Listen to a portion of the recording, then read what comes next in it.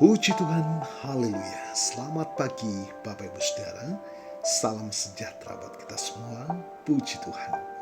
Senang sekali kita dapat berjumpa di pagi hari ini. Setelah sepanjang malam kita boleh menikmati pemeliharaan Tuhan dalam peristirahatan kita. Dan kembali pagi ini kita dibangunkan dengan tubuh yang sehat walafiat. Amin. Terpujilah nama Tuhan. Walaupun mungkin ada di antara kita yang sedang menjalani perawatan kesehatan, baik di rumah ataupun di hospital, tetapi yakinlah kasih dan kuasa-Nya yang tidak pernah berubah, sedang memulihkan, menyembuhkan saudara. Amin. Dalam nama Tuhan Yesus. Puji Tuhan. Mari Bapak Ibu Saudara, sebelum kita akan menjalani seluruh aktivitas kita di hari ini, kita mau datang kepada Tuhan. Kita memberi makan jiwa kita, roh kita, dengan makanan yang sesungguhnya, yakni firman Tuhan. Alkitab menuliskan, Injil adalah kekuatan Allah yang menyelamatkan setiap kita yang percaya. Bapak Ibu Saudara, renungan kita pagi ini adalah Injil, kekuatan Allah yang mengubah hidup. Puji Tuhan. Bapak Ibu Saudara, hari ini kita akan merenungkan sebuah kebenaran yang sangat mendasar dan penting bagi iman kita. Injil adalah kekuatan Allah yang sungguh-sungguh mengubah hidup. Seringkali kita mendengar kata Injil, tetapi apakah kita benar-benar memahami makna yang mendalam? Apakah kita menyadari bahwa di dalam Injil terkandung kuasa yang tak terbatas, yang sanggup meruntuhkan benteng dosa dalam hidup kita dan memulihkan hubungan kita dengan Tuhan. Mari kita akan membaca satu bagian firman Tuhan dalam Roma pasal yang pertama ayat 16 hingga 17. Sebab aku mempunyai keyakinan yang kokoh dalam Injil, karena Injil adalah kekuatan Allah yang menyelamatkan setiap orang yang percaya. Pertama-tama orang Yahudi, juga orang Yunani, sebab di dalamnya nyata kebenaran Allah yang bertolak dari iman dan memimpin kepada iman. Seperti ada tertulis, orang benar akan hidup oleh iman. Bapak Ibu Saudara, ayat ini adalah fondasi dari seluruh pesan Injil. Rasul Paulus dengan tegas menyatakan bahwa ia tidak malu akan Injil. Mengapa? Karena ia tahu bahwa Injil bukanlah sekedar cerita atau ajaran moral, melainkan kekuatan Allah. Kita akan melihat yang pertama, kuasa. Ya, Injil adalah kuasa untuk menyelamatkan. Injil adalah berita baik tentang apa yang telah Yesus Kristus lakukan bagi kita. Ia datang ke dunia, hidup tanpa dosa, mati di kayu salib untuk menanggung hukuman atas dosa kita, dan bangkit pada hari ketiga, mengalahkan maut. Injil bukanlah tentang seberapa baik kita, melainkan seberapa besar kasih Allah kepada kita melalui pengorbanan Yesus.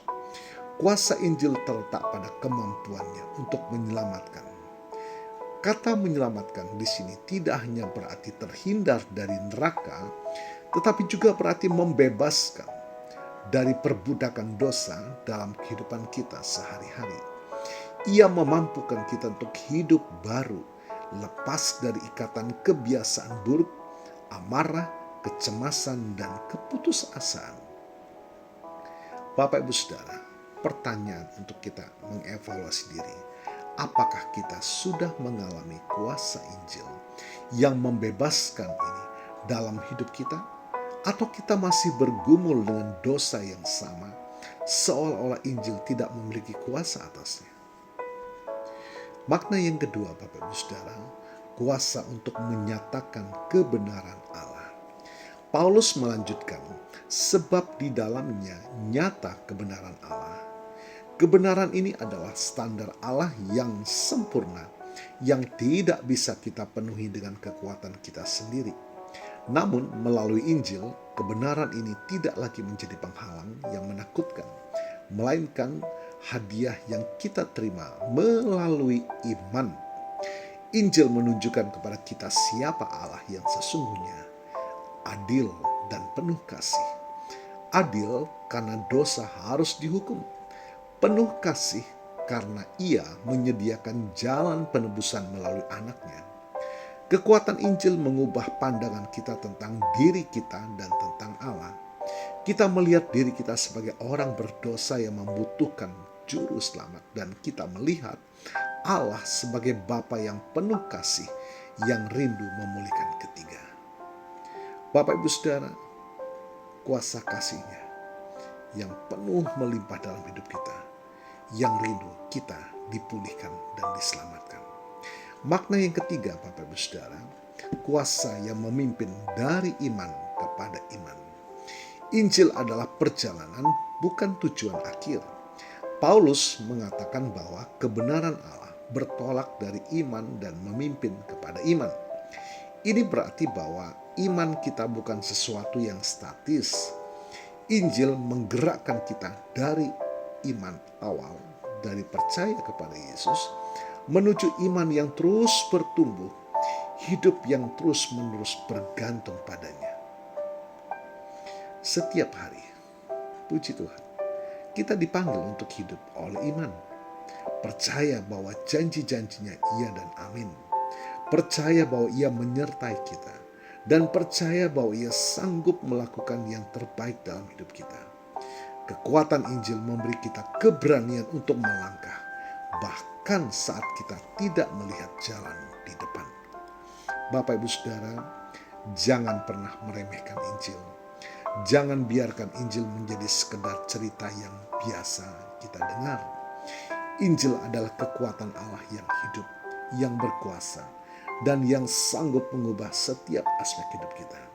Mari kita datang kepadanya hari ini dengan hati yang terbuka, menerima Injil bukan hanya sebagai informasi, tetapi sebagai kuasa yang akan menyelamatkan, memulihkan, dan mengubah hidup kita dari dalam keluar. Biarkan kita hidup sebagai saksi-saksi dari kekuatan Injil dalam kehidupan kita, sehingga orang lain juga dapat melihat dan mengalami kuasa Injil yang luar biasa itu. Puji Tuhan, Tuhan Yesus memberkati.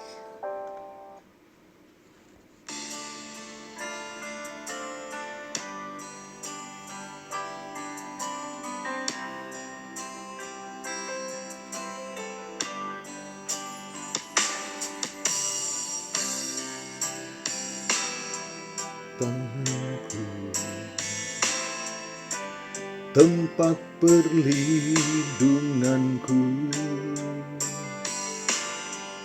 saat badai menerpa, aku tak akan goyah, aku tak akan goyah, sebab Kau sertaku. Sejauh langit dari bumi, begitu besarnya kasih-Mu, penuhi hati kami yang rindu menyembah-Mu.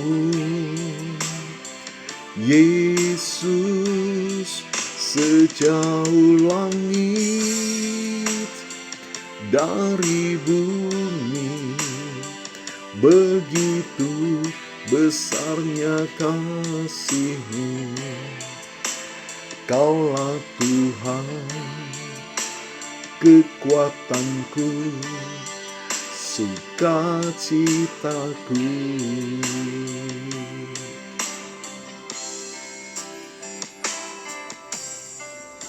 Puji Tuhan, kita percaya kuasa firman-Nya melawat setiap kita pagi hari. Mempunyai keyakinan yang kokoh di dalam Injil, yang menyelamatkan, yang memulihkan, yang menyembuhkan, dan yang memberkati. Bapa, kami mengucap syukur berkat Tuhan pada pagi hari ini, dan kami percaya kuasa Tuhan sudah melawat setiap kami.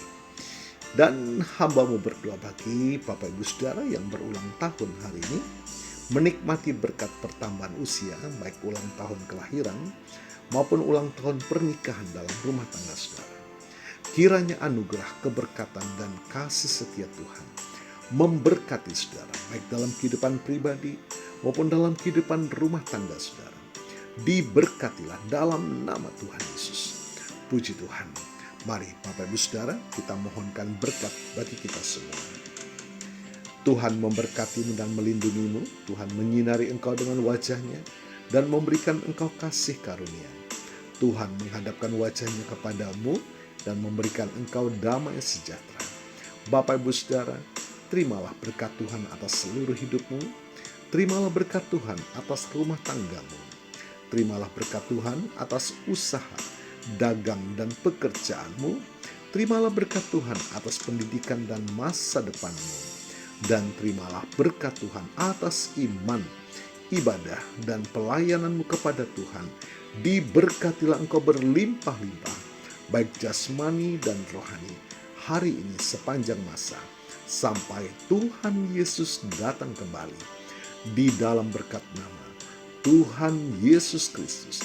Haleluya, haleluya. Amin.